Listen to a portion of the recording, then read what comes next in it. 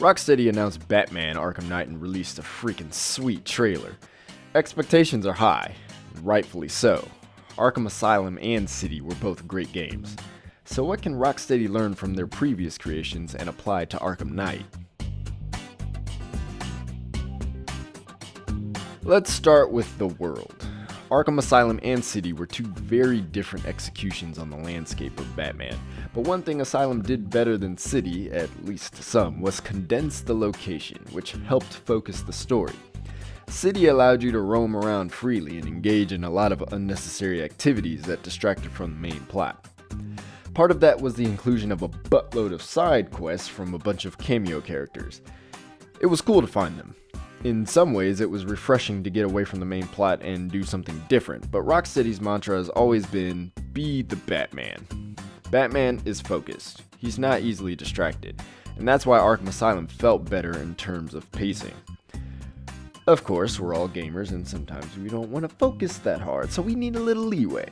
I think it'd be best if Rocksteady completely removed side quests, but still allowed for a player to explore the world of Arkham Knight. It's going to be bigger than City, and since that's probably the case, people are going to want to explore it freely.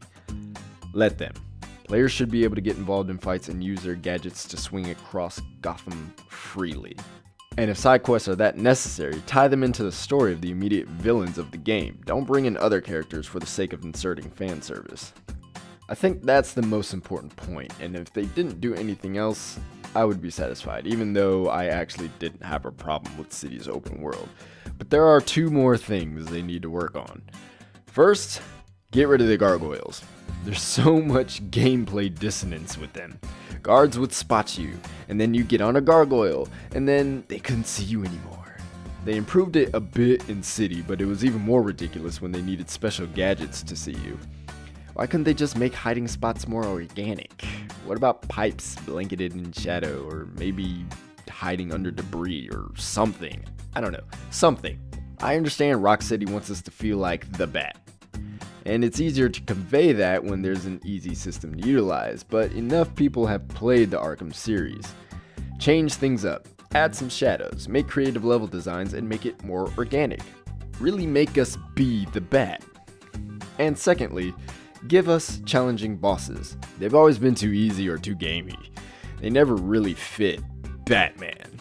They always felt like fights straight out of the NES era. You go through one section of the boss, to the next section of the boss, to the next section of the boss. One of their better fights was Killer Croc. That's more in the vein of what they need to do.